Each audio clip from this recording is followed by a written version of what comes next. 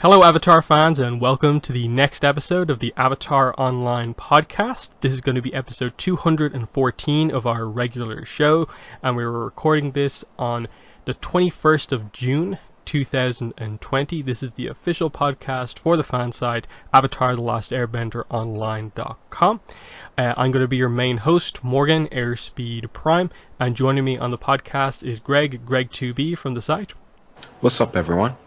Excellent. So on today's show, our main topic later on is going to be our kind of re-review of Legend of Korra Turf Wars, so the first Korra comic trilogy. We're going to be taking a re-look over on that later on, but we do have some pieces of news to start off with here. So we'll start off with this one, which is probably one of the most kind of crazy delays we've ever seen in Avatar full stop. No one, I think, particularly saw this one coming. Maybe a small delay, but nothing this extreme. So, Avatar The Last Airbender, The Rise of Kyoshi, the paperback version of this, has been delayed from originally, I think, being scheduled to come out in about 2 weeks, to now being scheduled to come out in, 2 weeks and a year. So it was basically pushed back by almost a full year at once. It was already delayed once by a few weeks, I think 4 weeks, and now it's been pushed back a few more. So in total, this book has received more than a year's worth of a delay. Now, as far as I'm aware, there's been no information stated about why such a big delay has happened. But on the Abrams Books website, the paperback is listed as coming out now, July 6th, 2021. I just don't get this at all. Greg, what are your thoughts on a year delay for the paperback of Rise of Kyoshi? Yeah, that seems quite a big delay for not making any sort of statement about it. I think that's probably the oddest thing to me. I mean, a lot of things are being delayed right now, so it's not unexpected that, something's going to become delayed or pushed back or whatever. But without knowing the reason why, for any reason, it rises, just a lot of questions in general about just the state of things.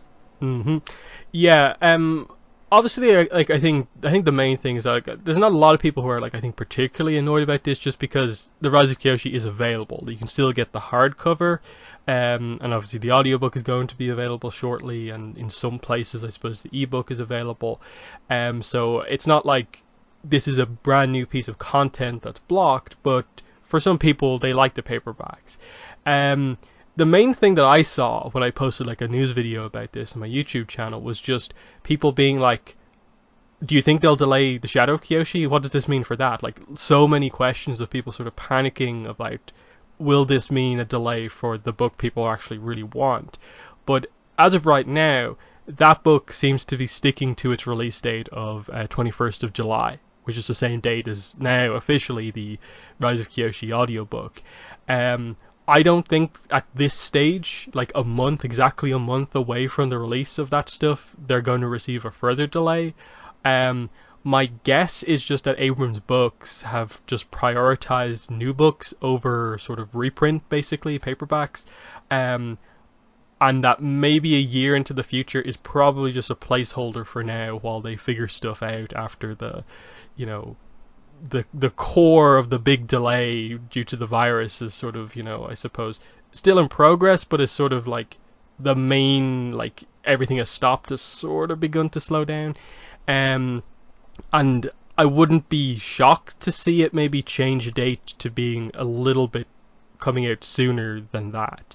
That's the only logic I can take from this, of I'd be shocked if it actually is a full year's delay and we do actually have to wait until July 6th, 2021 to get the paperback.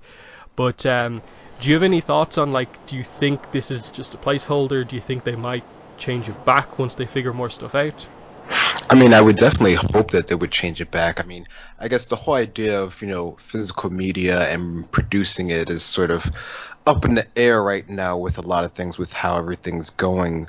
So that being in, consideration, that might just be, like you said, just sort of a numbered or a date that's sort of far out there, just to have, something that, not to put, not to have anything just close that anyone's really sort of looking forward to and stating.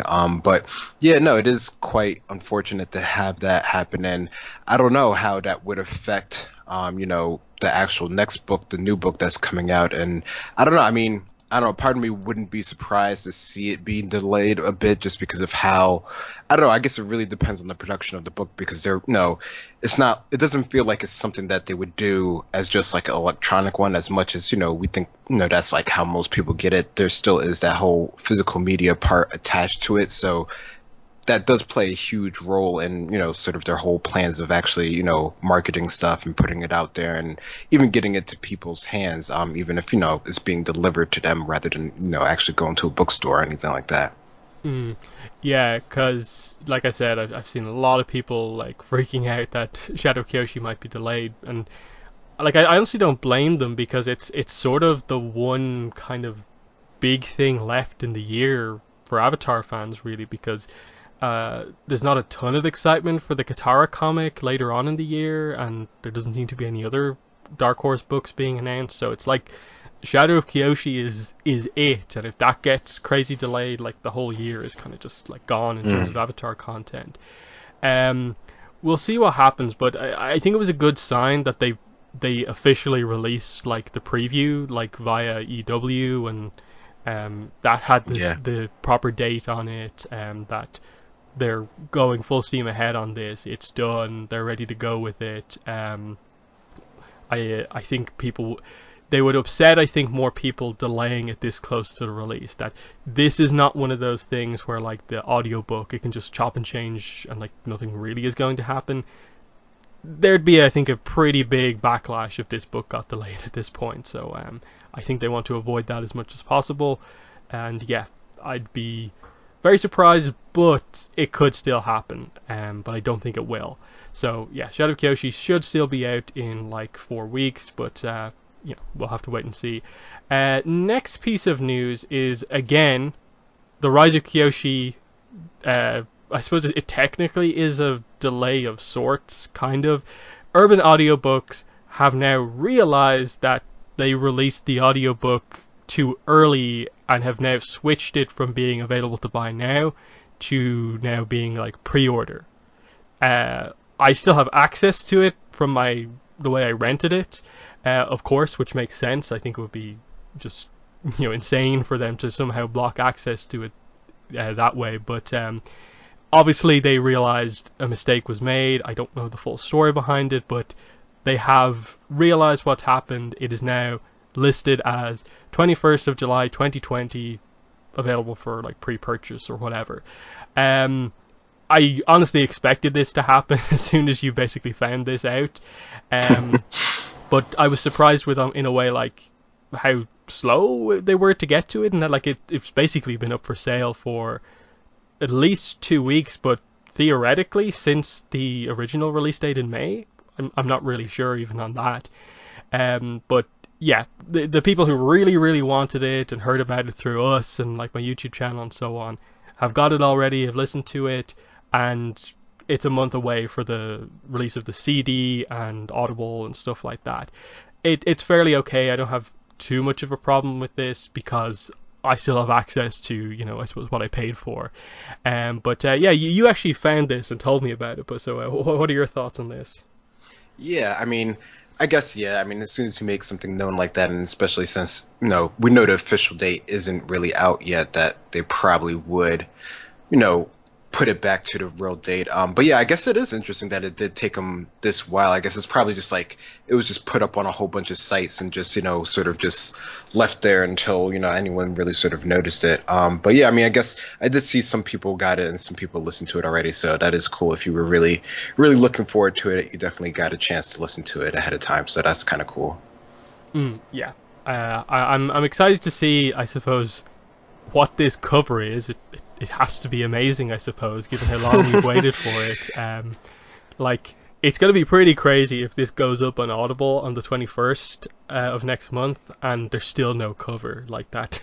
They literally said to someone in an email that the cover is the reason it's delayed, and it potentially may not still have a cover.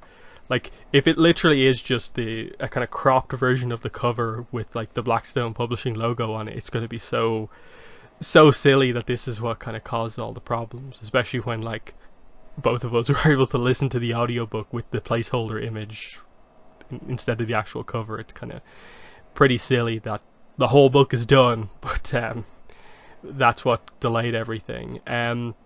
So yeah, before we get into, I suppose, the last piece of news, I did finish the Rise of Kyoshi audiobook. I put up a YouTube video giving like my full review on it, and basically overall I think it's a really, really good audiobook, especially when you get into the later scenes and some of the really big stuff happens, the action. It is really well done. She captures the tone of all of the scenes very, very well, and has a somewhat unique voice for all of the different characters, and I just thought it was really, really good. It's kind of hard to necessarily like review an audiobook, but it's just a very good way to listen to it. I've listened to a lot of audiobooks before, and I think Nancy Wu is a pretty good narrator. Perhaps maybe not the best I've ever heard in an audiobook, but no real problems at all. I suppose the pronunciation stuff is probably going to be the main discussion point again. It was interesting that like right towards the end of the book, the one thing I was waiting for was like, okay, there's going to be a section where they mention the Zhang tribe from the Great Divide. And when she gets to it, I'm kind of like, wait, did I miss something? Like, or did she say that wrong? And I had to listen to it a few more times and even get the book out and be like, no, this is the point where they mention the Zhangs. She just pronounced it as the Zhangs, which to me is kind of like, wait, do we then have to go back and sort of question the pronunciations for all of the other characters, and that like, is she just pronouncing everything like her way and none of it's particularly a official pronunciation? The main thing that comes to mind to me is just like any character whose name ends in like ang. So Kelsang is the way she pronounces it, but it's ang in the show and it's Zhang. So I think the main thing I took from this is just that don't get upset at anyone online who pronounces it either way. If you pronounce it Kelsang, it's fine. If you pronounce it Kelsong, it's fine. I don't think many people are going to be calling the Zhang tribe the Zhang tribe from here on out, but it's just that sort of stuff. If you say Jianzhu or Janju, it's all fine. But Greg, what were your thoughts on more of the audiobook? Yeah, no, I thought it was good. I didn't have any issues with it at all. Like you said, it's definitely a great way to, experience the book in another form if you've already read it, or just, in general, if you just want to, if that's just a easier way for you to consume books, I think that's definitely perfectly fine as well. And, it definitely has, a different air to it. It's almost sort of hearing it more like a play or a production, right after, it being, an actual, show with the animated characters and everything like that. This is probably the next best thing. I saw like someone online, who has done some fan art has, sort of put it to the actual words that are in the book. So that's pretty cool to see how people are taking it and using it in that sort of way. So yeah, I think it's definitely something that I would say anyone should, who's, even if you already read the book, I think it's cool. It's just another good way to sort of listen to the story again, and you get even more things out of it listening to it this way. Yeah, like I suppose one of the takeaways I took away was that like a lot of the Kyoshi Rangi shippers are probably going to be like very happy with how those scenes are done in the book. She, like I said, she captures the tone of all the scenes, including the kind of more kind of romance scenes as well. So that's going to be exciting once, I suppose, more people listen to the audiobook. I suppose once the Audible release comes out and potentially even the CD, it'll be interesting to see how that happens. But yeah, the last piece of news that we have here is kind of came out of absolutely nowhere. There's obviously there's no E3 this year, but a lot of the game publishers are still sort of using this general time period to announce a lot of video game news. And so snuck in there among everything was IGN released the, I suppose, debut trailer for this game, Nickelodeon Kart Racers 2 Grand Prix. So there's obviously been a previous one of these games, and apparently it didn't include any Avatar content in the first game.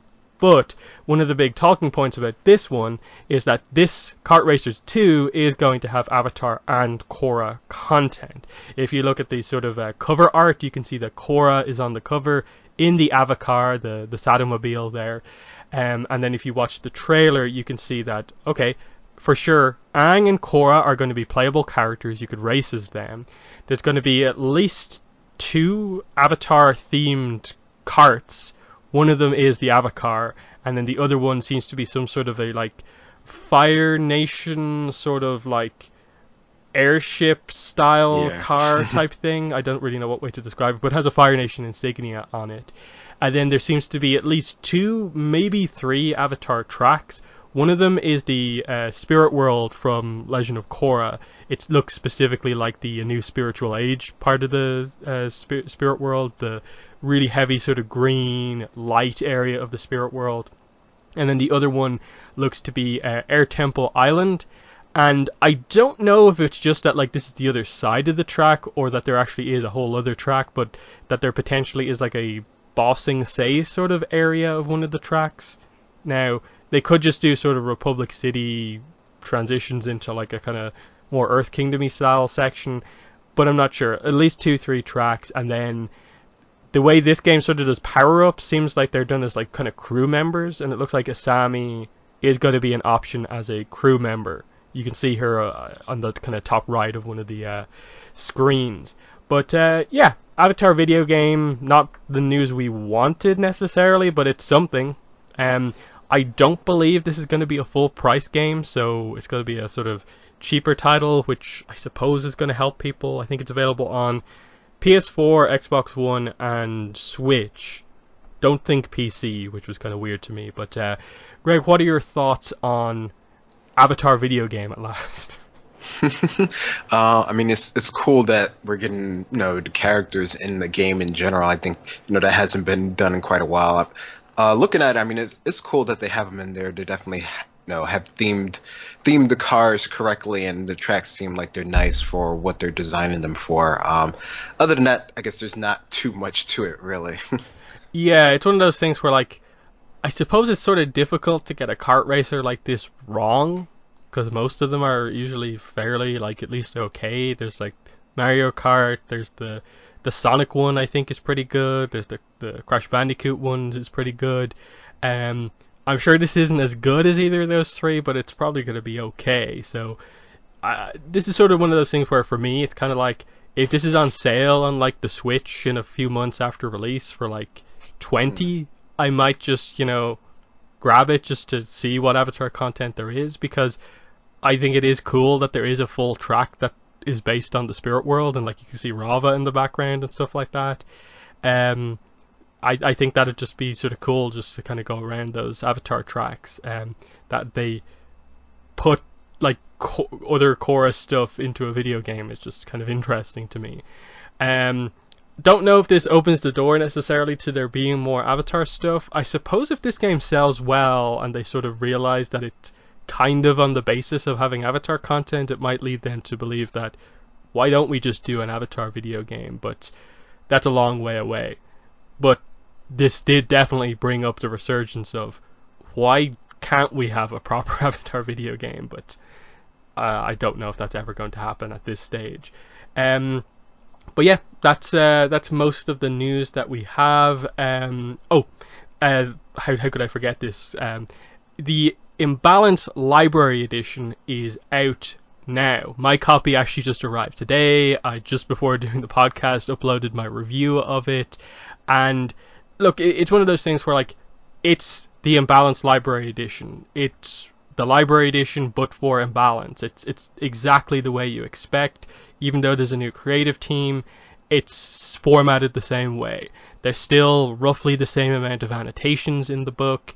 You get 10 pages of concept art extras at the back. The art is still the same size as it is in all the previous Avatar library editions. It's a solid book that I'm happy to have in my collection. And it's one of those things where, like, yes, if you like the big hardcover books and all the extras, this is the version to get. If not, you should probably just buy the individual parts or wait for the inevitable Imbalance omnibus. But yeah, it's cool that that book was released this week, and then I believe technically the Promise omnibus was released like earlier this week in comic stores. Uh, I didn't really hear much about it because obviously comic book store deliveries because of the virus are sort of done differently over here in Europe compared to America right now.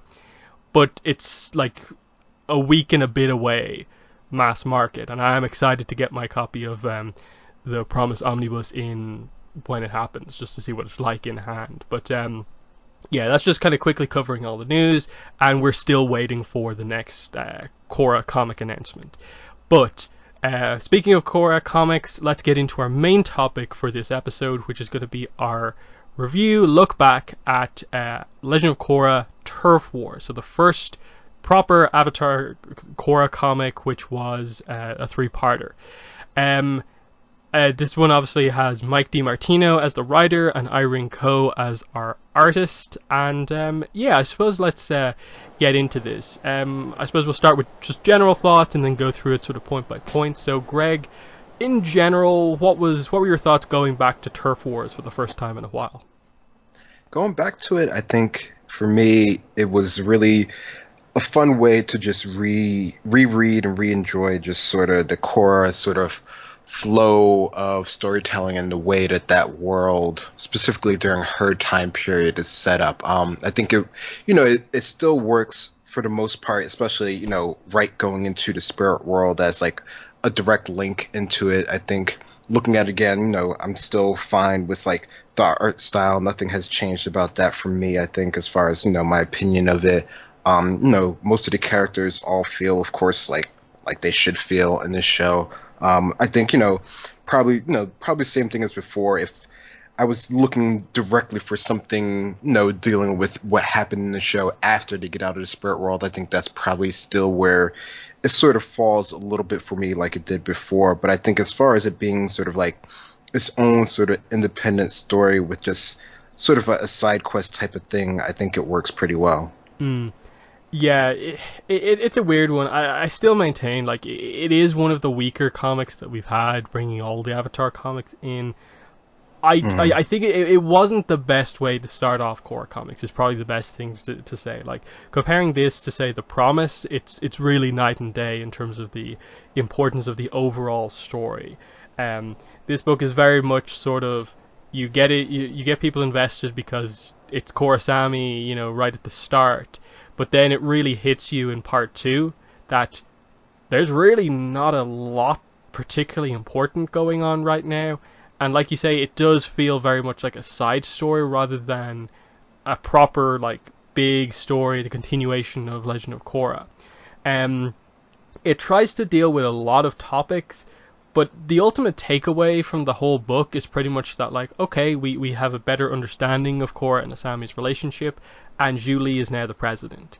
Like, the whole triad plot that is basically the title of the book, Turf Wars, I'm kind of baffled that they chose that as the opening sort of plot point to do what they did with the triads and then have this very vague spirit world plot based on the new spirit portal that just kind of goes around in a circle to sort of just get back to square one, where it's like it's pretty much still just a standoff between humans and spirits. No progress whatsoever has been made apart from like, oh, the Airbenders now sort of own the area. They were given the area around the spirit portal, so they'll be more respectful of that now spiritual area.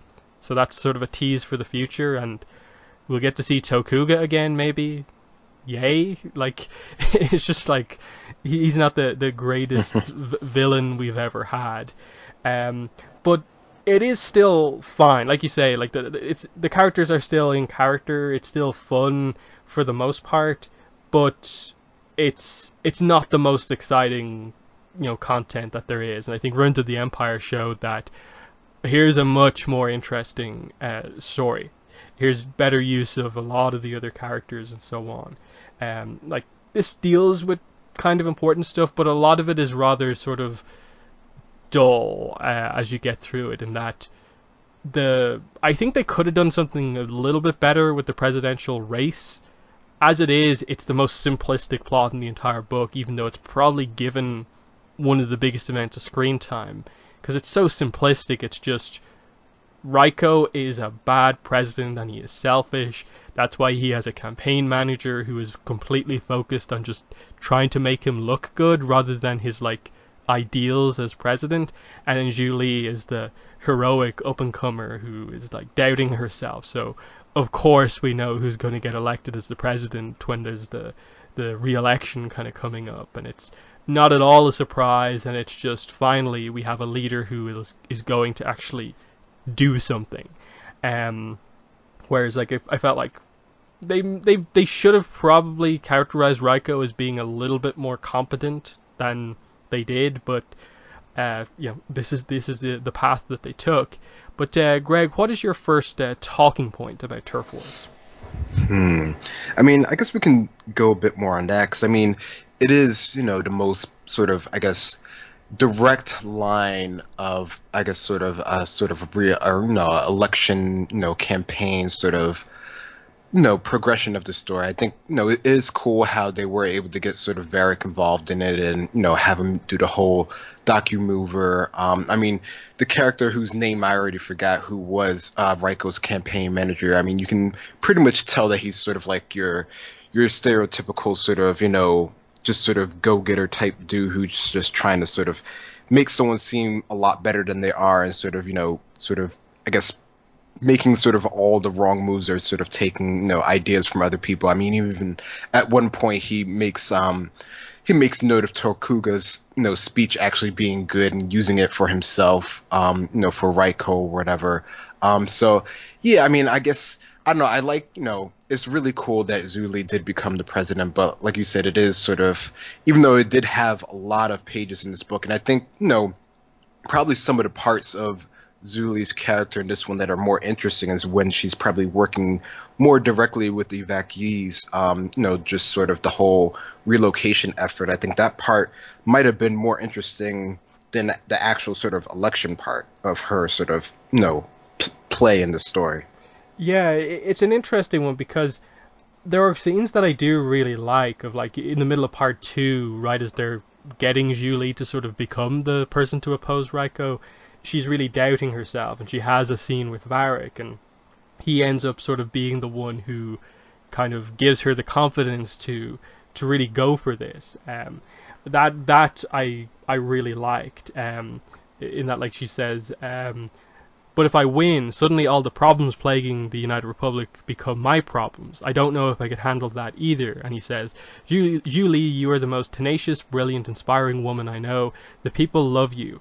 If you really want this, Raiko doesn't stand a chance. And she's like, yes, okay, I'm in. And like you say, what really, I suppose, wins her the election in the end is, yes, she's helping people at the start in part 1 and the first half of part 2, but it's when stuff gets really bad towards the end, even though there's the risk of the gas in the air, she's like diving right in there to sort of help people, because as we saw from the show, she's right involved in the action. Varric is the one who actually doesn't do a lot of the stuff himself. Julie, can operate the machinery. She sort of has her kind of action scenes herself, and like you say, the mover that Varric does for the campaign shows Raiko fleeing from the scene of this action happening and her running into it, and you see why she wins. And immediately, like in the next comic, we see she's making more reasonable decisions of like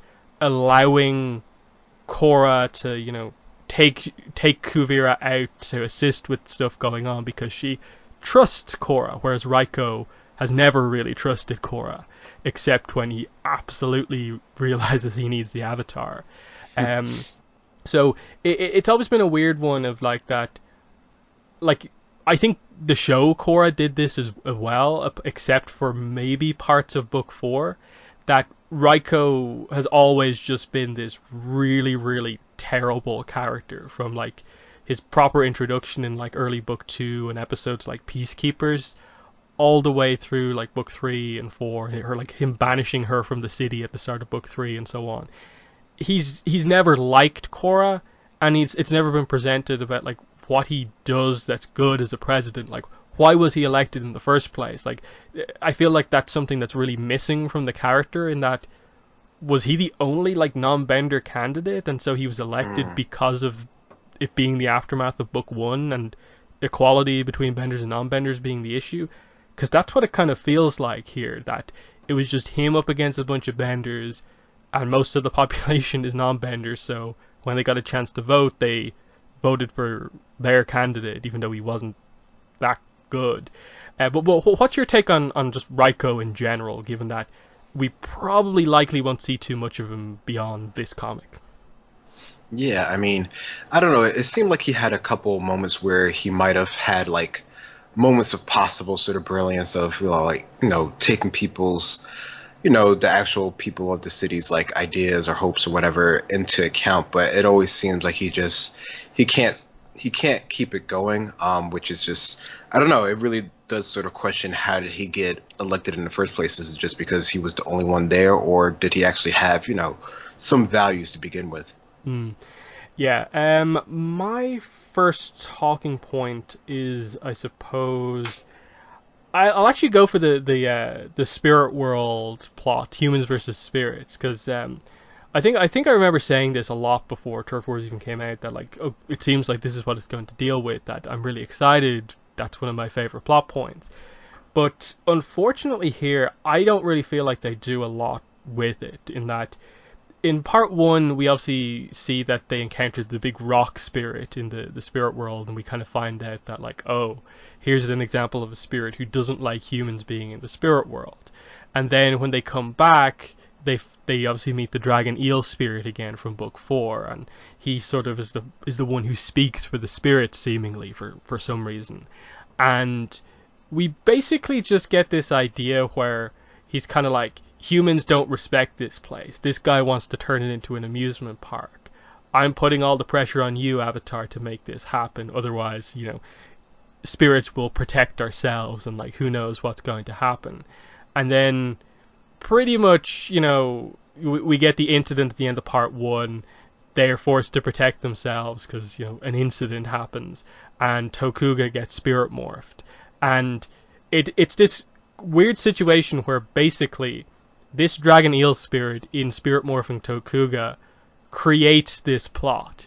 He creates the ultimate villain who becomes the threat that he is as we go forward, because they basically get across the idea that Tokuga's strong and intelligent, but that he only is like intelligent enough to accomplish this plan because he's improved by being spirit morphed. So it's this weird point that they never really bring up, that at the end, that you kind of caused all this. Like, the dragon eel spirit ends up sort of blaming humans for like everything that happens here, and he's pretty much ready to just give up on humanity until Wanyang Kum agrees to sort of surrender his claim to the land around the spirit portal.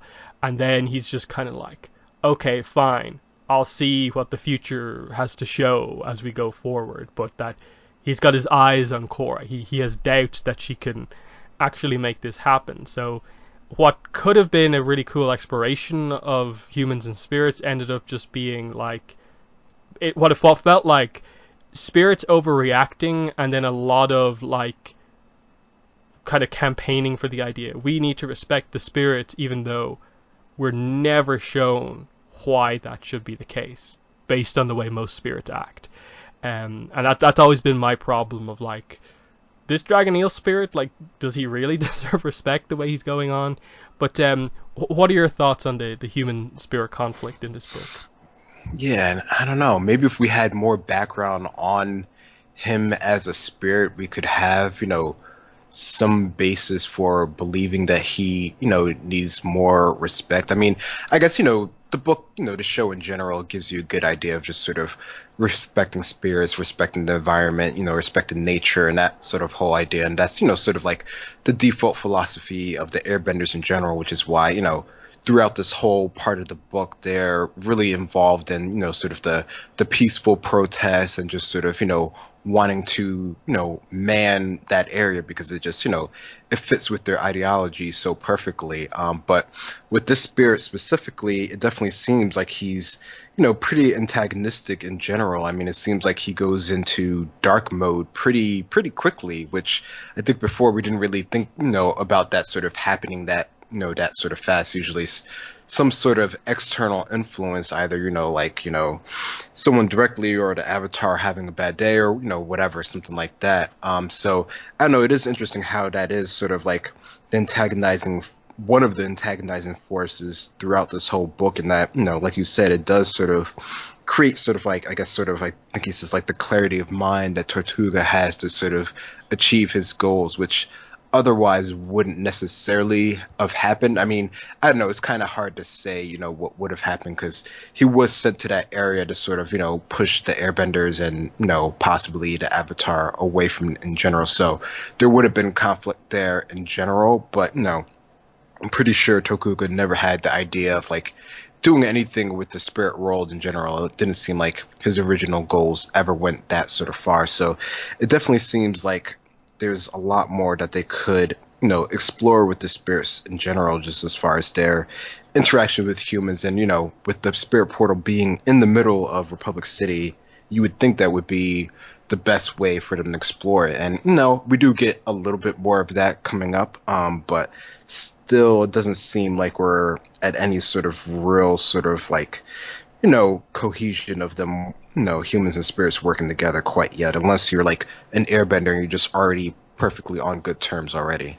Yeah, I think the problem that I've always had is just like the spirits are kind of like always antagonistic to humans being in the spirit world, whereas it's just sort of expected that like spirits are just allowed to be in the human world with no real issue whatsoever, and it's only ever like addressed one way of like, Asami especially in this book is kind of weird, like that, like she's in the spirit world one time basically and is suddenly like, it's like my favorite it's my favorite place ever, like no one should be allowed to go in there and taint such an amazing place. And it's kind of like, why are we characterizing all the human characters to be like, let's keep the place free but spirits are allowed into our world?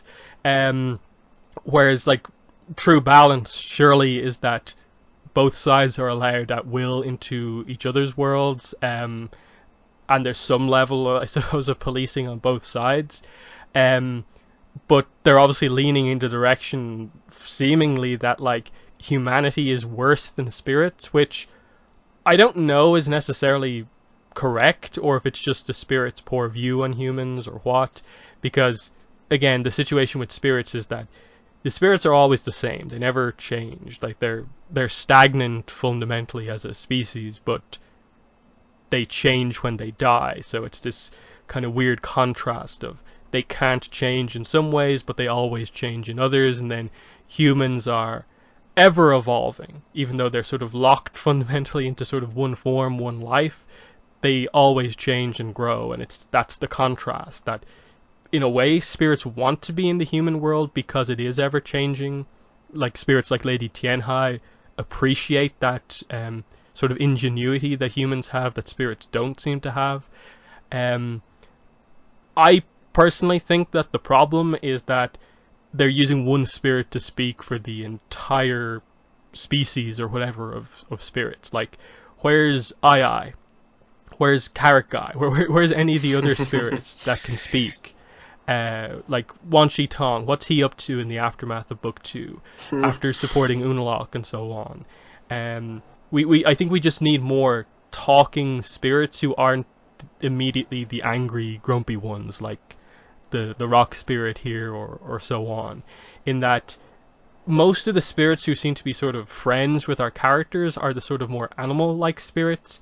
But I think we need to reintroduce more of the ones that are, I suppose, fully sentient and can talk, just so we can kind of characterize them better. And I think eventually, like, just get a sense for what the sort of spirit culture is. Like, why is there a leadership structure? Like, what is the dynamic in terms of, like, how do like other spirits view the different types of spirits that there are, in that Rava and Vatu are considered like all powerful spirits, and then you have powerful spirits but not quite at that level, like, you know, Tui and Law, and then I suppose Wan Shi Tong is in or around there as well.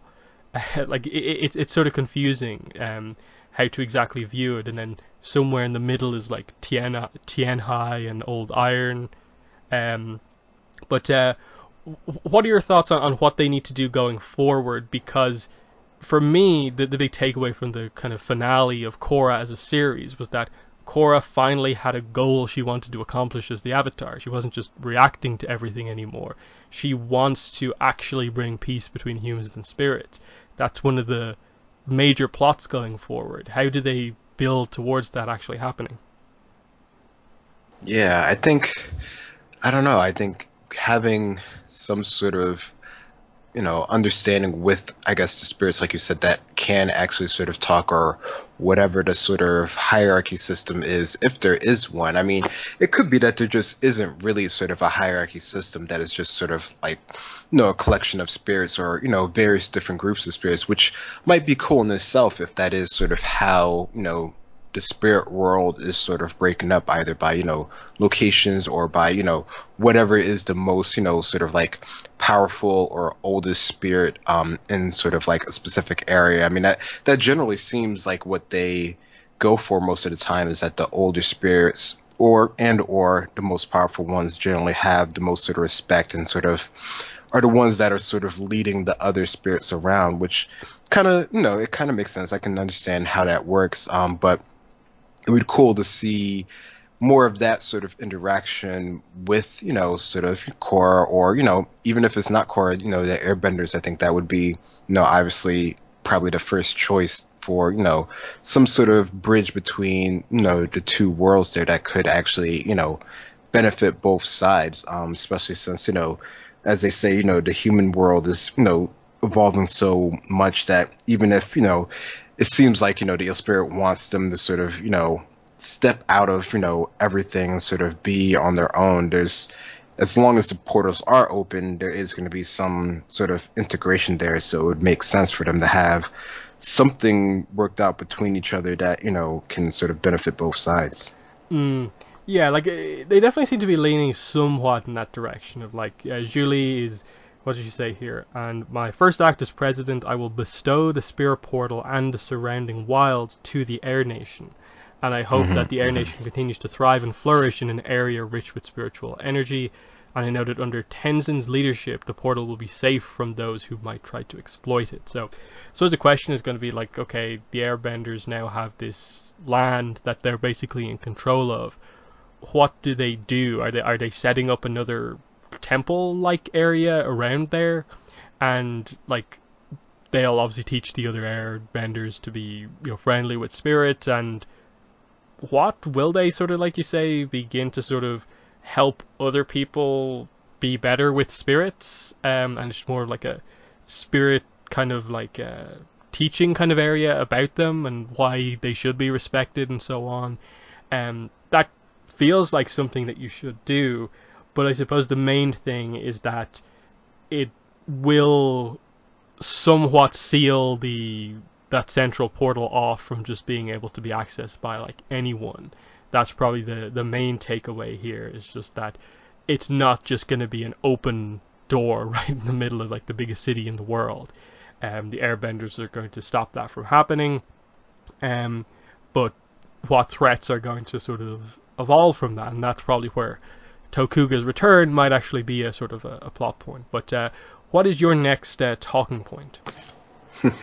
I mean, since we just sort of mentioned him, I guess just Tokuga in general as sort of like, I don't know, the villain sort of character of this one. I mean, I think, like we've sort of mentioned before, the idea of, a human spirit, hybrid, sounds like it could be a pretty interesting idea. And it seemed like, he started off with, sort of like a cool introduction with the weapons like Jet had. So, he seems like he has something going. He has some plans. He's, done some stuff with the Triads that they've explained in the past. So he's, been taking over turf. The whole idea of just the turf war in general is sort of the crux of the book, which, it works enough to sort of keep the story going, even if it's not necessarily the story that we actually sort of want.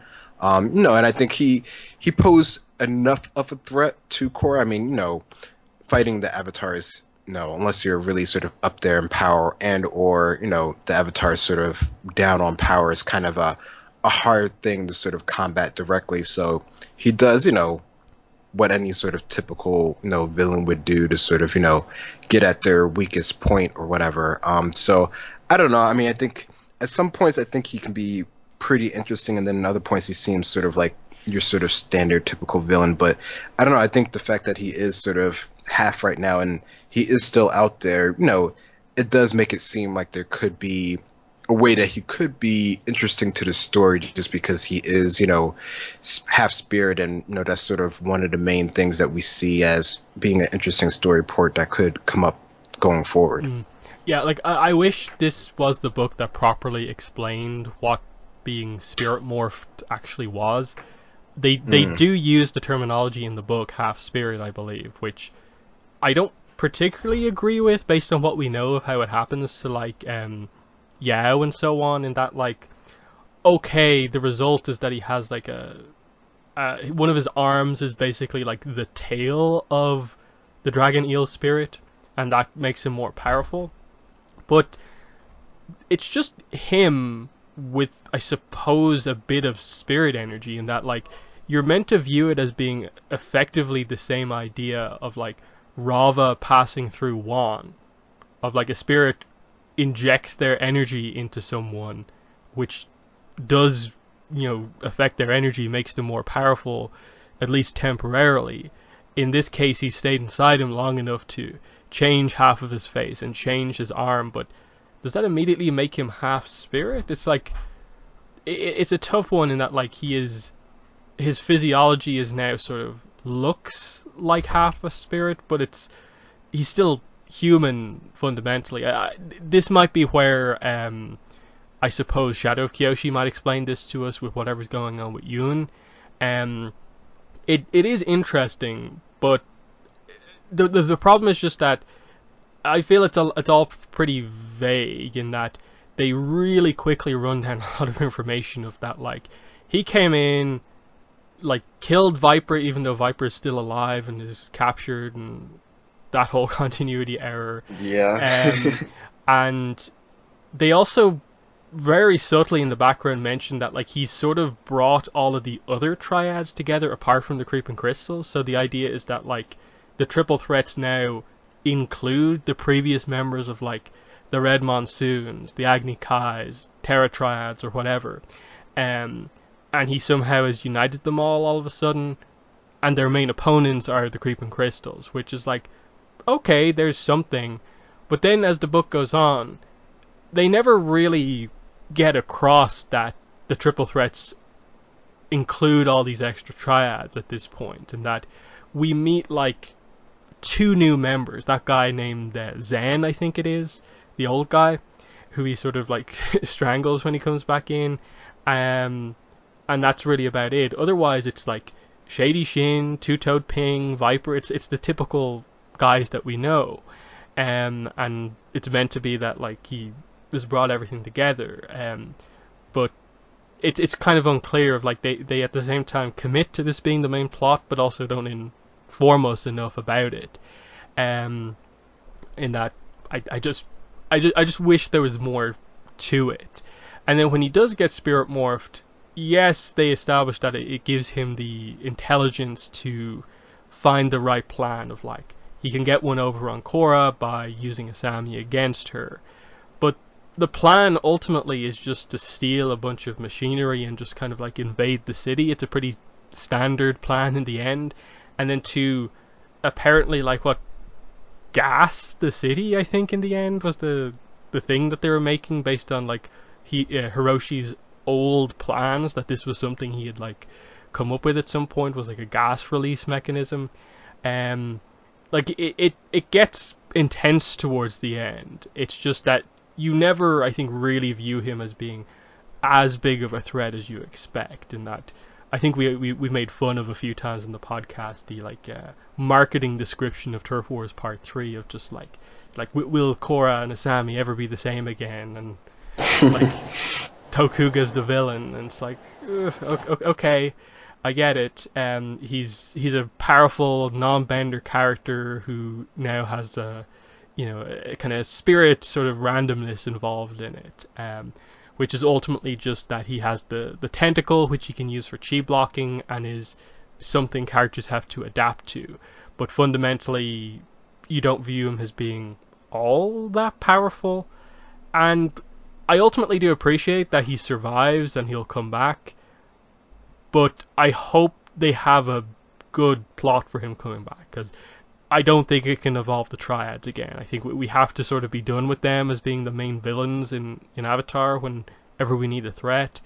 And I would hope that they utilize the fact that he's sort of half spirit or spirit morphed or whatever way you want to call it, just to explain some stuff that maybe he goes into the spirit world, or he is in the spirit world, and discovers some stuff about himself, and he ends up being this character who, through him and being villainous, might lead eventually to some sort of the spirits and humans having to work together.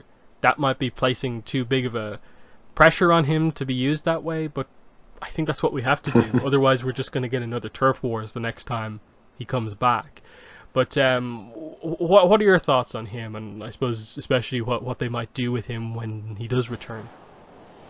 Yeah, I mean, yeah, his idea of being a threat, like you mentioned, it is, it's not sort of super huge on sort of the scale. I mean, yeah, he does have some abilities, some talents, and the whole idea that he can chi block, it puts some, at least for like a brief moment, he can get sort of a one-up on, any sort of bender that generally would be, 10 times more powerful than any sort of non-bender. But other than that, to his character, I mean, his original focus was more, he's more street level type thug, something that if it wasn't for sort of like his sort of enhanced, abilities of being a half spirit or whatever we're considering him is something that the police force could probably handle without Korra's, involvement at all. So I don't know. I think, he does, like you mentioned, have potential to have some interesting storylines in the future if he does sort of, I don't know. I mean, it would be cool if, him being human and being stuck in the spirit world and being half spirit or whatever, if he does have, some influence that he can impose on the spirit world. I mean, if he was, somehow able to influence them to sort of come and sort of mount some attack on the human world, that would be, interesting way of sort of getting humans and spirits together again. I don't know if that's sort of the story that they want to sort of push forward, but as far as something that I could see him being involved with in his current state, that would be, cool, I think. Yeah, because I suppose they do kind of get across the idea that, like, the reason the spirits do go dark, in a way, has to be because Tokuga having some spirit energy, I suppose, in him is what influences them to go dark, based on the logic that they gave us in, like, A New Spiritual Age of, like, spiritual characters, especially in the spirit world, but I suppose also around the spirit portal, can do that, and the only one who's really being evil is Tokuga. So, that's something of like, if he learns to control that in some way, he might actually be able to use the spirits in that way, which you would say is one of the weaknesses of spirits, is that they are influenced by humans, like powerful humans especially. So is there a way to work around that so that can't happen anymore, just so the spirits aren't so sort of just controlled by just energy that happens to them? It's a tricky one, definitely. But I suppose from there I'll move into I suppose Wonyoung Kum as one of our new characters here. They actually end up by the end of the book giving him a little bit more of an arc than you expect, in that, like, arguably he has the biggest character arc in this book, going from where he is at the start to where he is at the end, of in being saved, in some of the discussions that he has with Asami, and the references to be doing business previously with Hiroshi, you get to learn stuff about him, and then realize in the end what his sort of selfishness of using that land and what he wants to use it for, his disrespect for the spirit world, what it is doing, and him directly telling a spirit, I will give up my ownership of this land because Korra and Asami saved me, and I suppose I want to be better in a way, like going forward. So that's that's an interesting one, that like he does offer to do business with Asami going into the future. I don't remember, did we ever get an explanation for like what his business actually does? But anyway, Yeah. like there's the potential for that, of like a realliance between Coom Industries and the Future Industries. It's something. It was kind of a plot for Asami to have, but again, it was another one of these plots for Asami where it was more of like Asami channeling Hiroshi through herself, rather than it being like a plot specific to herself. She gets to be very useful in the end, of like she's moving the ship around so that Tokuga's off balance when fighting Korra in the middle of all the gas.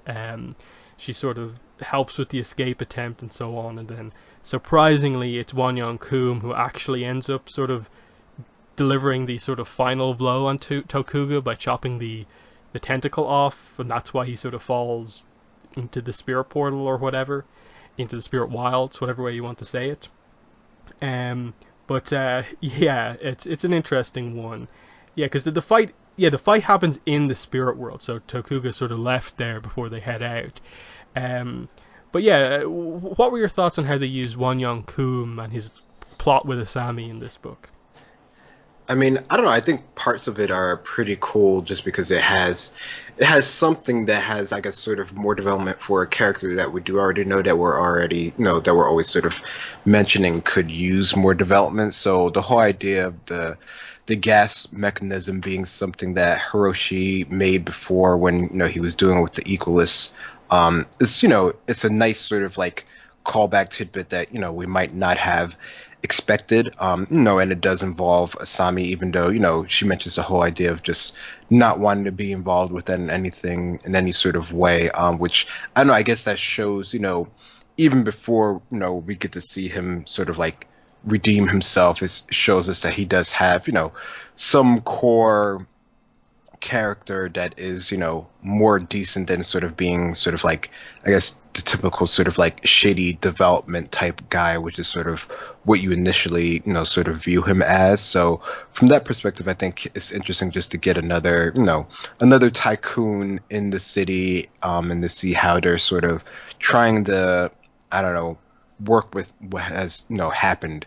But I don't know. I mean, I think it's sort of a cool sort of, just sort of side character that we're just sort of introduced. I don't know if he'll have any sort of bigger roles. I guess if he does do, work with Asami, then we'll see him again in some sort of capacity. Yeah, I don't know. He might be one of those ones that just appears every so often, but we don't even know what the third Avatar comic is yet, Korra comic is yet. So we're getting ahead of ourselves thinking that multiple comics from now he'll come back. But what's your next talking point? I guess just going off with that, just sort of Asami in this comic in general. I mean, I think, of course, that was sort of like the main sort of idea for this book in general, or at least how it was sort of marketed, just Korra and Asami. But I don't know, I think, for the amount of time that we do have her sort of leading the charge with her own sort of ideas and sort of, stating her mind to Korra as far as, like the relationship in general, or just, what Asami can do specifically as far as, helping with the evacuees and the development and, sort of the whole idea of the last sort of act with the whole gas and sort of rerouting and whatnot. I think, those are definitely cool points of, Asami's character that we've gotten used to seeing. Is, sometimes a shame that we're not, getting more of that because, she is a pretty interesting character just on her own and has her own sort of talents, beyond just sort of her, sort of fighting ability in general. Yeah, I think that's probably one of the major disappointments for me in this book, is just that Asami, despite being like the secondary main character in this series isn't particularly used all that well. In that it's mainly her in the relationship with Korra, but even then I feel like Korra still ends up sort of, dominating a lot of the scenes that they're in, and Asami, you don't see a lot of her character come out because in a way we never really got to see all that much of Asami's character, like her personality, in all that many of the scenes that we got with her, and that the aftermath from book one is probably like the only major plot point episode for the character making that big decision.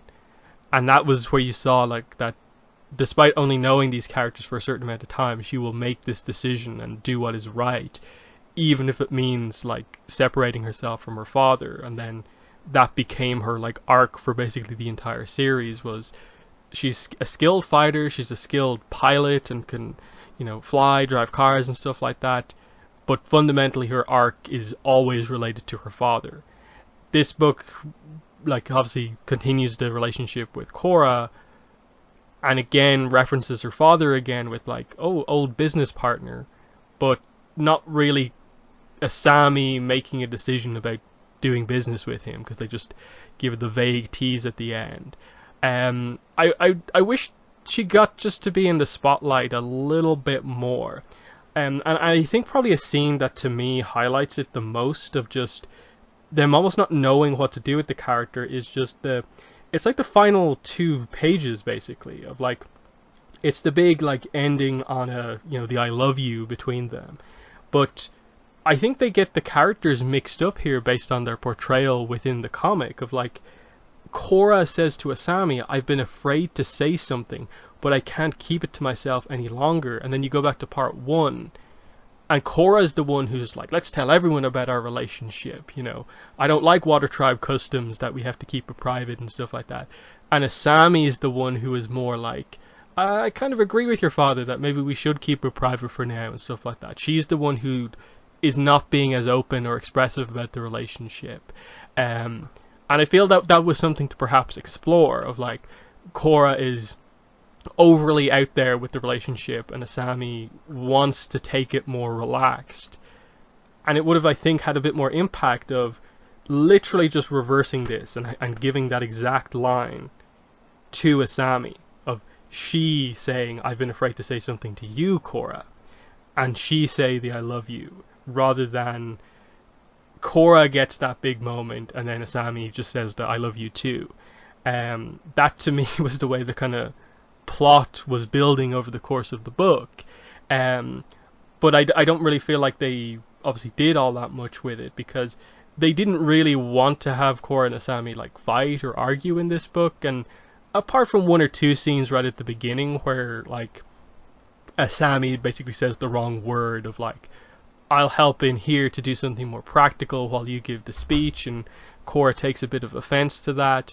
That's about the only sort of issue that you sort of see within their relationship, but they don't really do anything with that, like, because you're like, okay, Asami understands the value of sort of an important speech from an important figure. It's not that she's all about just, it has to be about new inventions, that a good speech can be valuable also. I just feel that after all this time, 4 seasons, 2 comics, I still feel that I don't have a great grasp on who Asami is as a character, outside of like skills, what her personality really is, and that she's this character who for the most part is fairly guarded with her emotions. She's not overly expressive, she doesn't speak a lot, but she's not quiet. She's just very neutral as a character, of like, she's capable in nearly everything that she does, and the only slight point you'd say is that she maybe has a slight aspect of a like Mei, where she kind of represses maybe some of her more out there feelings, kind of, which is in the opposite of Korra, who puts her emotions out there fully. But I think we need to get into that a little bit more, of see Asami sort of take the lead in one of the comics and get to be herself in a way that's not just a business thing or inventing something or flying something. But what are your thoughts on how Asami was used in the book? I don't know. I think that's an interesting point to be made as far as what is her baseline character traits that we sort of associate with her beyond sort of her skills and her abilities. I mean, I don't know. I think, to some degree that is sort of, part of your characters in general is sort of what they do, especially in, this sort of, I guess, story in general, or this sort of world, sort of what you can do sort of, plays off of sort of your character. I mean, I do think, I do agree that she is, more on the side of sort of like your thinking type character, which sort of just goes hand in hand with what we know of her in general. I don't know. I mean, I don't know if I would consider her quite as, emotionally repressed as sort of as my sort of is always sort of act. Like, she's not sort of as, like, I guess, sort of like a downer on the situation in general. She definitely has more overall, I would say she has more fire to her character than not. But she definitely does, at least as far as how the stories are going so far, take more of a back seat towards of things, unless it's really, really something sort of in her wheelhouse. So, yeah, I think it might be cool if in sort of a future story we do, even if she is sort of playing the same sort of, thinker, inventor, sort of, I don't know, pilot sort of, character, which is, core of her person. So it's not like it's something that we want to see that go or whatever, but I think it would be cool to see her sort of lead maybe that sort of charge in whatever the sort of situation is in hand in the group. I think that could be something cool if that was explored in sort of the right sort of way. But yeah, I think, there's definitely more that they can do with their character in general, and just sort of how they, portray their relationship in general, I think is something that can be, explored more for sure. Yeah, like it's one of the things where like I want to see Asami like have her more expressive moment. Like what would actually get her properly like angry and like emotional, in that arguably one of the few times we really saw that was like when she was sort of angry at the way things were going with Mako towards the end of book one. You saw the sort of scowls when like Mako and Korra were in scenes together and stuff like that. I want to see kind of more of that, but like have an incident in a way almost like come up that actually gets Asami wanting to sort of do something that maybe is a little bit different than you'd usually expect her to go on, and have the characters have to back her up in that way. And like the only thing I can really think of right now, because there's not a lot of setup with her, is to bring up the idea of like, okay, they talked about what happened to Yasuko, her mother, and how it was a firebender who killed her, and this is what led to Hiroshi going down that path, but never particularly what the impact on Asami was, because with Hiroshi it's clear this is what created his hatred of benders, but he never raised Asami to hate benders, which is what led to her actually being open to make a decision against him. What was her dynamic like with her mother? Was she different before the mother died, or what? And if they brought up that like we found the guy who killed her, that's an interesting plot point. Like, it might be a little bit too similar to the Southern Raiders, but because Asami's a different type of character to Katara, you'd get, I think, a very different approach of other people maybe expecting her to actually get angry and upset about it, but her maybe not knowing what to do about it. And then you could make something come out with like Korra having to really help Asami through dealing with the idea that like they're looking for the guy who killed her mother, and that could be quite interesting. In that, like, maybe that's where like Mako and Bolin could come in, because they have obviously very similar backstory with what happened to their parents. It's just tough to figure out a situation with Asami right now that doesn't. It's just like, well, she can be involved in the fight, she can fly this plane, drive this car, invent something, just to get the personality out. Because with the other characters, I think it is a little clearer what their like core personality is, of like that, like Korra is more, you know, has that kind of stubborn edge to her. She has that drive to just, if she wants to do something, she's going for it, and she's sort of bulldozing her way through almost. That she's really can get very intense about things, and that often is her problem, but she's calmed down a little bit. With Bolin, of course, he's so kind of mild-mannered for the most part, and intensity isn't something you usually associate with him, but when the going gets tough, he does, you know, get intense about that sort of stuff. But he's also, you know, the first one to sort of crack jokes and have fun in the situations. Like, his personality is very, very clear. And then with Mako, he can be very intense, but also at times he can be sort of playful and goofy. Asami is the one where we just don't know her as well. But I suppose, do you have any ideas for how they would sort of get that better understanding of Asami out in a story from her? Yeah, I mean, I think, like you mentioned, going to something that's really sort of traumatic to her, that, you know, other than her father, would be her mother, or just sort of her early life in general, would probably be, as of now, the most sort of obvious thing as far as what we could sort of see of. I mean, I don't know if I like the whole idea of going along sort of the revenge route, or, you know, just sort of having that whole sort of idea. I mean, I don't know. I mean, I guess I could see some way where it could be, you know, come up interesting if it's like, you know, Mako finds out about something about it in like an investigation. I guess that would be sort of like your typical thing that would happen in the story, as far as, you know, some newfound information is recovered and now we go on this sort of journey to find out the truth or whatever. I mean, I don't know. That could be interesting. It could not be interesting. I don't know.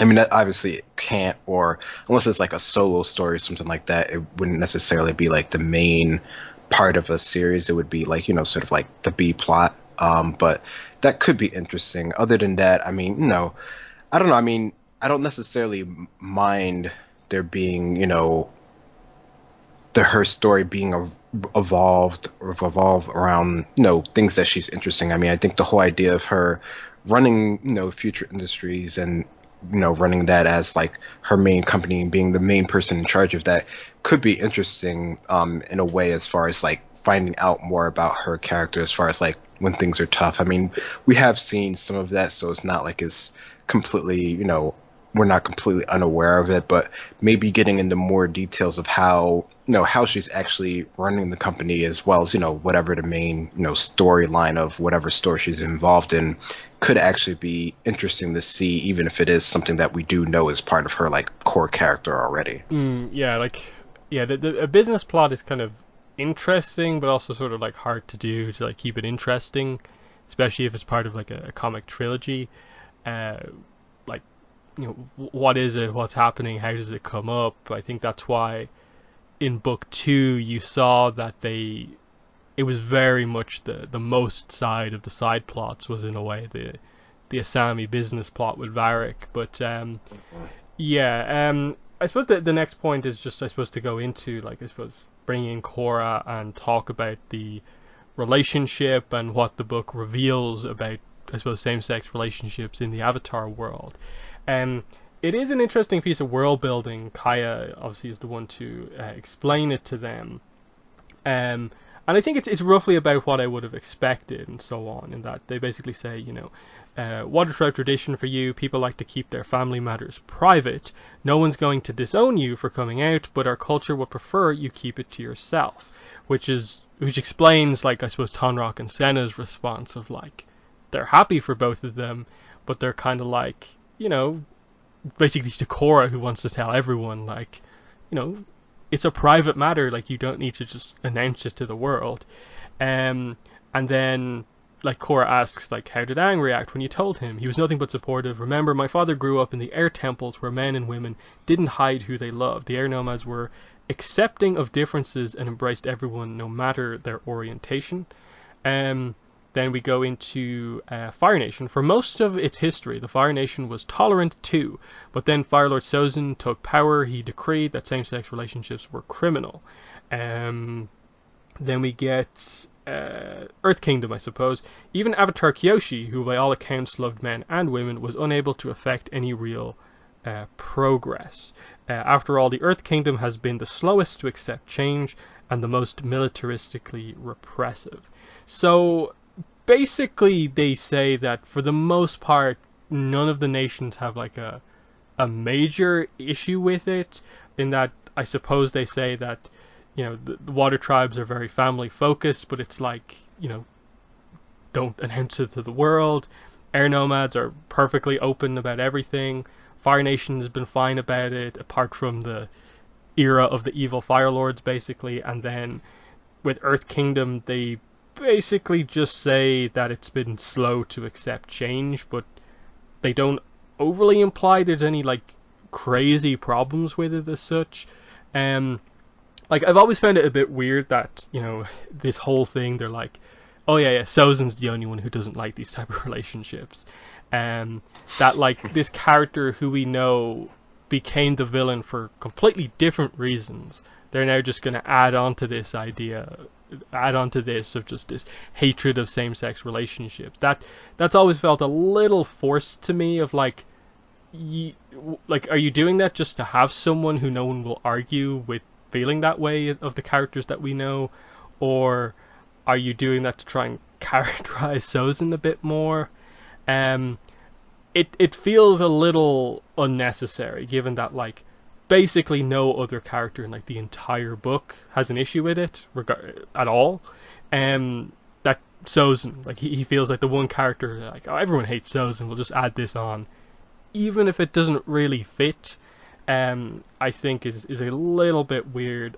I get you maybe wanted to add even more sort of like bad stuff onto like what was happening in the Fire Nation before I suppose Zuko took power, but they could have said that in maybe a slightly different way than just literally Sozin did this and then Korra be like, that guy's the worst. It's a little like on the nose. But I suppose, what are your thoughts on just that world building reveal that we got there on these few pages with Kaya? Yeah, I mean, I don't know, the whole idea about like Sozin, I think to me it does feel like it's sort of like tacked on, because I mean, originally it seemed like his idea was like, we're gonna bring, you know, prosperity to the world, and, you know, because, you know, the Fire Nation is doing so well, we can make the whole rest of the world do well, you know, along the same sort of lines. I mean, I guess I could sort of see the idea if they sort of explained it in that sort of way, that, you know, he thought, you know, having, you know, same-sex relationships, because of that wouldn't bring prosperity or something along those lines. Like I think like you said, it could have been a bit deeper, and I think that would have made it a bit better for, you know, sort of the topic that they're trying to go for here, and just sort of explain how the whole world views it. I think, you know, they could have gone a little bit more with that, but I think the whole idea of how they revealed it for each of the different nations, I think, you know, that part I think went pretty well. I think it's interesting just to see, you know, sort of what, and it's, you know, it definitely goes, at least to me, in lines with what we sort of would sort of expect from how we sort of understand these cultures in general. Sort of, you know, the air nomads just sort of being totally open, and the water tribe being, you know, okay with it, but maybe not being sort of as open with it sort of in the public sort of eyes, just because of how, you know, how they view their sort of society here. And, you know, the whole idea, I mean, I like the idea of, you know, just sort of Kyoshi, you know, it being, you know, I guess sort of generally okay, but, you know, with her character in general, it doesn't seem like that would be, you know, along the lines of something that she would be sort of actively going for, as sort of like, you know, patrolling it around, or sort of working towards like making that sort of an active a change. It seems like, you know, she's more along the lines of just sort of making sure the world doesn't fall apart, rather than, you know, being able to do anything sort of specific as far as like actual sort of cultural change, despite, you know, how long she actually lived and everything that she did accomplish, which was, you know, pretty great overall from what we know so far. But no, I think that's definitely pretty cool how, you know, we finally get that sort of breakdown in the Avatar world. Yeah, and I think it was good. I know at the time, I think there were some people maybe saying like, would it not be more realistic to like commit to one of the nations actually being sort of anti it, so they could explore it more going forward? But I think this was the better path to do. I don't think you needed to make the plot suddenly be like all about same-sex relationships. Instead, it's these two characters are in a same-sex relationship, so let's explore that one rather than just explore the concept in general. Um, but yeah, I definitely liked it. It's just something that like yeah, like only a book like this realistically the place we were going to get this sort of information from before, and it all Hmm. actually does fit really really well. I suppose quickly again about Sozin. Like they could have incorporated this in a way that actually worked in the sense that, you know, okay, the air nomad genocide, as far as we're aware, he did that because that was the next element in the cycle. That the Avatar was reborn into the air nomad, so if we attack all the air temples, we can get the Avatar. If they had more time in this book to properly explain it and maybe give a little bit of a history lesson, maybe they could have added in that like he maybe acted a little bit quicker and went all the more aggressively against the air nomads because he had completely opposing views on issues like this to the air nomads, and he actually did hate them. The problem is that like 306 Avatar and the Fire Lord doesn't really get that across like at all, and does present it more as purely to counter the Avatar, his one fear basically. He did that, and he wiped out the air nomads, and then when he felt that that's as far as he could go with them, he moved on to the water tribes. So, like almost like by default, they're basically saying what he did there was not anything to do with his personal views on the different nations, because, as you said, his whole idea was to spread prosperity to the rest of the world. Kind of, I suppose, you know, it became corrupted over time, but fundamentally it was we'll share our wealth with the rest of the world, and you know, Hmm. if he disliked all the other nations for their views on these type of things, why would he have said it like that? So that's why I feel like you said, you know, tacked on a little bit as like the one character no one's particularly going to argue with about like being that way, but it just feels a little bit much. But I suppose let's get into the Korra and Asami relationship and how it is done over the course of the book. It is interesting in the sense of that it is primarily like the first, you know, 20-ish pages, and then it's sort of more scattered throughout the rest of the book, with a few scenes where we get like another kiss here or there, a hug scene, the scene with Kaya. But like say part 2 for instance, there's really not a ton of Korasami stuff in part 2. Um, and is more about like the very end of the book and the very start of the book. In general, I like what they do with it, in that they just, you know, show them being like open as a couple, kind of getting on really well together. I think one or two of the scenes, I think mainly it's the scene where they talk about, you know, the remember when you took me race car driving. It's that one felt a little bit like forcibly, you know, maneuvering that scene to be this very, very important scene to their relationship, when if you actually go back and watch the scene, it's like the first proper time that they meet. Like, and it's like in any way they can be friends. They've met before then, but it's the first like, okay, this is a thing that can happen. It just feels a little bit weird to try and make that into like, this is why this relationship is a thing, rather than just, you know, this is their first date effectively, let's make it more about what's happening in the present. Instead, they're more trying to do what the creators sort of had to explain in their posts in the aftermath of the series of like, no, you were meant to view this scene in this way and this scene in this way, even though both Mike and Brian admitted that they realized a bit too late that they were actually allowed to put in a little bit more than they thought they would, and so it was more of them like presuming they couldn't do anything when they actually could. Um, but you know, beyond that, I think it's pretty nice. I think probably my favorite scene is just the sort of nervous energy when they go to meet Korra's parents, and then they finally reveal that they're a couple. That one is really nice because even though like there's no real, I think, focus on this idea, the idea is that Asami doesn't have her parents, so you know, her being in a relationship with Korra and Korra's parents being accepting of their relationship. There's a nice sort of like kind of closeness in a way there, of the fact that surprisingly Asami actually had sort of similar views to, like, say, Tonrock on how open or not they should be about their relationship, and she sort of defended Korra's parents when Korra got a bit upset about it. So that's one of those ones where, like, yeah, I'd like to see maybe going forward, you know, Asami's relationship with Tonrock and Senna, maybe, given that they're realistically going to be family members, I suppose, at some point eventually. And then just like as it went on, I think they did a good job. A few little arguments, but in general, just, you know, very sort of, you know, cute scenes of them sort of working together, and then I suppose fighting together more towards the end. And then, like I said, the only, I suppose, major problem right at the end is that I think they should have reversed who said "I love you" first, based on who was more open about their relationship in the previous parts. But in general, it's been fine, and I just wish like something like Ruins of the Empire hadn't sidelined Asami so much, and we could have continued that. But what were your thoughts on the relationship? Yeah, no, that would have been good if there was more with it there. But yeah, no, I think overall for the whole book here, I think it's a nice way of just showing, I guess, sort of the real sort of beginnings of their relationship. You know, we have the whole sort of beginning sort of vacation period, and then we have them sort of brought back to the real world where they actually have to deal with other people, and sort of how that influences their relationship, and sort of, you know, different people's takes on it.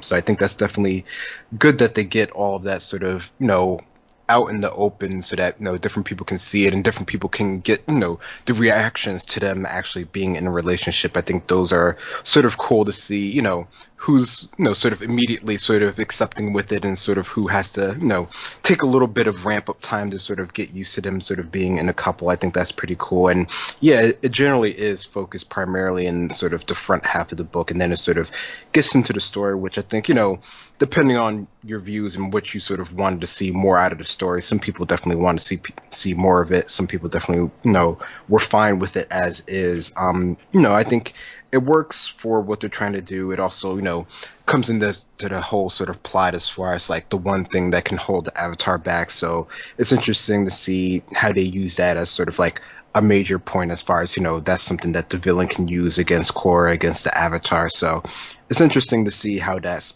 being used here. But no, I think overall it works for me, as far as, you know, just seeing how their relationship really begins, and, you know, seeing how it can continue going forward, and the whole idea of, you know, just sort of with Korra's parents. I think that's, you know, the mention of that, I think, is definitely pretty cool, just to see how that, you know, continues on in the future. And then I suppose kind of related to the relationship is, of course, them revealing it to, I suppose, Mako and Bolin, as well as other characters, and everyone's fine with it. Bolin is really happy.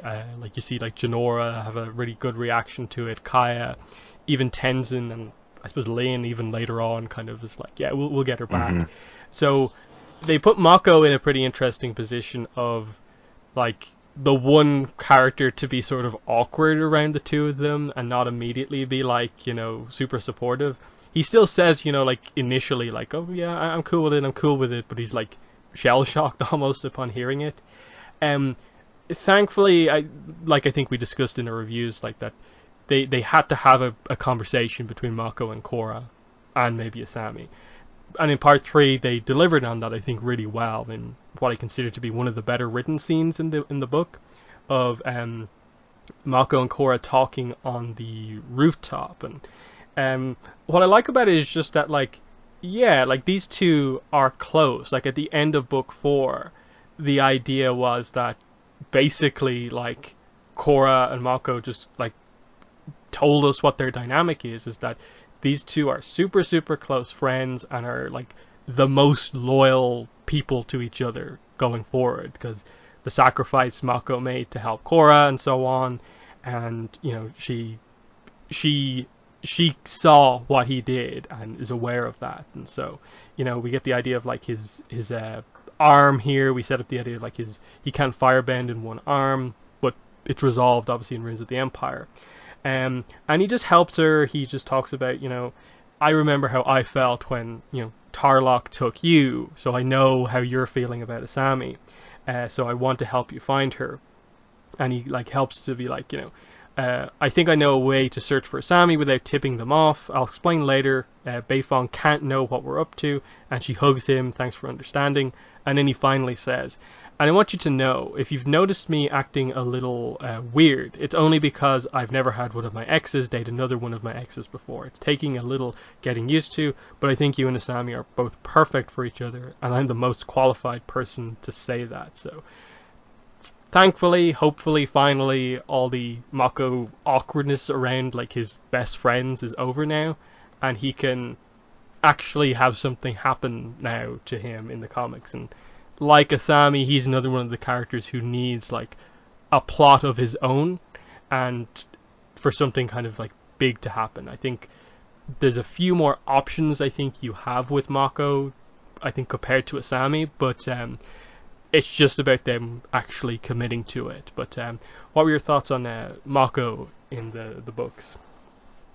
Yeah, no, I think that was definitely a good point in the whole book, just sort of having that conversation with him and Korra, just sort of about, sort of just her new relationship and how that's, how they're just going to be able to sort of like interact with each other going forward. And I think, it was done pretty well, pretty quickly. It's not like, after the sort of initial shock, it's nothing that's sort of going to hold their sort of, friendship, in any sort of hindrance or anything like that. So I definitely like that was resolved pretty quickly overall by the end of the book. Yeah, I'm just waiting for like, can we go to the Fire Nation? Can Mako meet Izumi's daughter? And can we get that relationship with the princess of the Fire Nation, I suppose? We need something big like that to happen for Mako. A relationship that isn't drama focused, that lasts for him, would be nice. But yeah, I think other than that, like there's a lot going on with the police force. You'd maybe be wondering, like, is Mako gonna get a promotion soon? Because it felt like he's been stuck with a lot as a police officer, like taking like book 4 into account in the early comics of like, he had to be like Wu's bodyguard basically, and then they sort of stuck Bolin with him as his like partner in this book, and so on. It feels like it's finally about time. Like, okay, Mako's not a Bolin's not a police officer anymore. Can Mako get a promotion? Are they going to do something like set him up to be the next chief of police? I think that's probably where they're going, because I think Lin does more or less treat him as being the sort of almost second in command type guy at this point. So something big like that I think would be nice to see. It's just all about like, announce the next book, confirm what's actually happening type thing. But do you have any ideas for what could be next for Mako?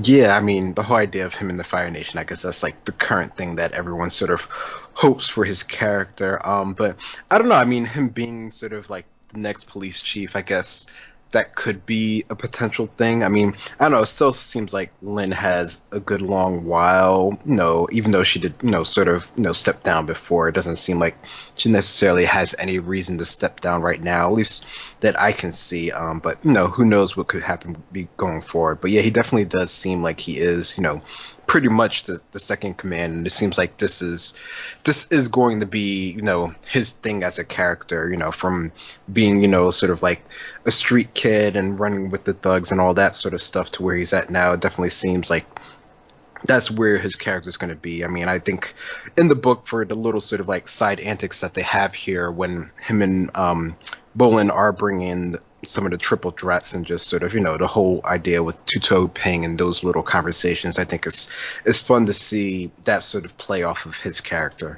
Yeah, and then even in relation to like Mako's history, he even mentions that himself to Scoochie when they go to Scoochie to kind of get information of like, Mako's kind of like, you're sort of going down the path that we went down, like, be wary of what's going on, and they are kind of looking out for him a bit. So that's something that's kind of nice to see. But yeah, definitely Mako and the Fire Nation, even Bolin and the Fire Nation, just they've met the Earth Kingdom side of their family. What is the dynamic with the Fire Nation side of the family? That'd be really interesting in the sense of like, is it from towards the capital, or are they from one of the Fire Islands? That sort of thing. Their mother's name is Naoki, I believe. I don't know if that says anything about location, but that'd be cool if we got to see like a completely new place in the Fire Nation somehow. But yeah, that's I think what everyone wants. That's where all the characters are we want to see, and hopefully that is what's next. But yeah, I suppose, and then of the main characters we have Bolin up next. He's interesting in that, of course, they place him here as his new role in the aftermath of obviously not being part of the Earth Empire anymore. He is now a police officer assigned to basically be Mako's sort of sidekick, in part because, of course, Mako's injured, so he needs some backup. So having a lava bender and his brother right next to him is like no real problem. But personality-wise, I suppose Mako doesn't like Bolin being with him when it's such a serious job. And yeah, it's just some fun along the way, just seeing Bolin do his usual antics of sort of like nook-took, making up the crazy stories of like backstories for what's going on. And then, of course, at the very end, revealing that, yeah, this isn't the path that he wants to go down, so he's going to move on to do something else, which happens in the next book as well, and we're still left kind of wondering, like, which way is Bolin going? So this was sort of this it's not quite the start, because they sort of covered it in like book 2 as well, the idea of Bolin not knowing what his path is. But what were your thoughts on what they did with him in this book? I mean, I don't know. I thought it was interesting to begin with, just to see him sort of in, I guess, some another sort of role where he has the potential to help people. We do know that is sort of a thing that he likes to do. He likes helping people. He likes being involved. He likes, being more or less in the thick of things, doing something more or less active.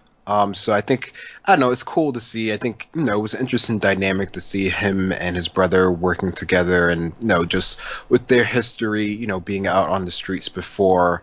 It was interesting to see them both as police officers. He has, one cool moment where he, sort of flips the script, and he sort of becomes the bad cop in a moment. So, showing his range, I guess, or just sort of his previous acting ability. So, I don't know. I think it's cool. I think, there needs to be probably more direction with him as a character in general, just sort of what is he actually going to be doing in the future. But at the same token, like I probably have mentioned before, that he is a younger character that doesn't necessarily have to choose something yet, like Mako has. So it could be, maybe a bit before he actually, settled down with some sort of idea. But we know for the most part that it's going to be something in, Republic City, just because of all his relations as of now, and just sort of probably helping someone, just because that's pretty much a core to his character as far as we know so far. Yeah, and it seems like a lot of those character traits with him kind of go completely in contrast to the fact that he's like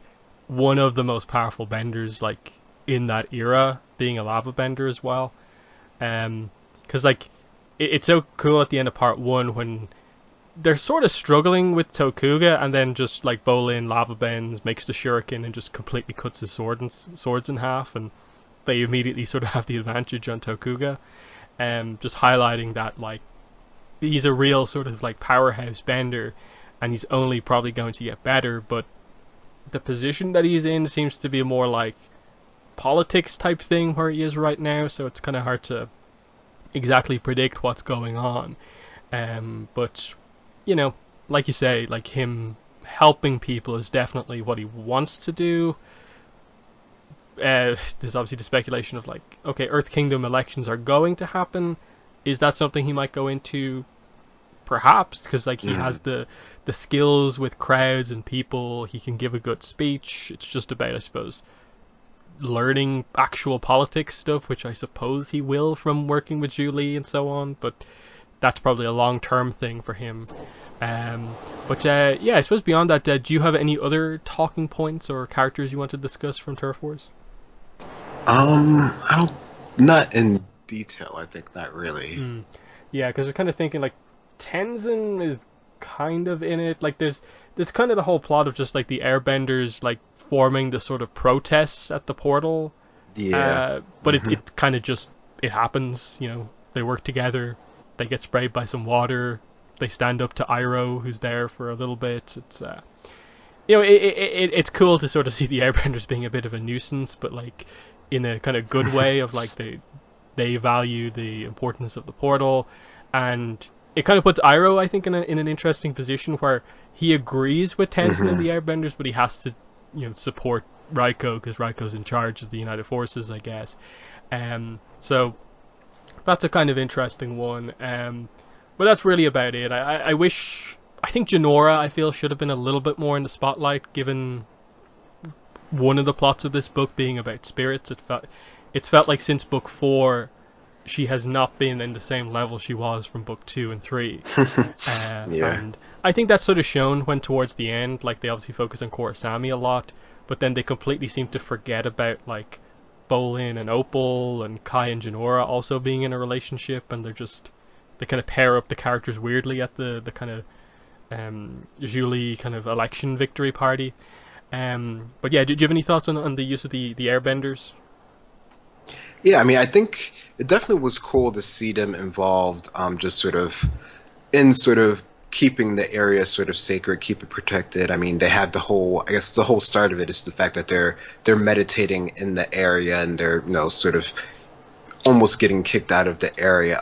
So I don't know, I think there's a lot that they can do with them. I think that's really the key thing, even though we don't see too much of them here. I mean, we see, I guess you sort of get the idea of just sort of they could have a more of a role in this sort of formation of this sort of area, which I think is where they're going to, of course they're going to lead to. But there's, in this specific comic, there's only, I guess, sort of so much that they can really do. Yeah, there's always a limitation with these books, in that pretty much the second there's like 2 main plots, all the other characters have to be in the sidelines. That kind of always happens in that, like even with the Avatar comics, like Sokka hasn't really had like a major focus in any of them, even North and South. So, yeah, like these things sort of happen, but that's why there's always like, announce more books, please.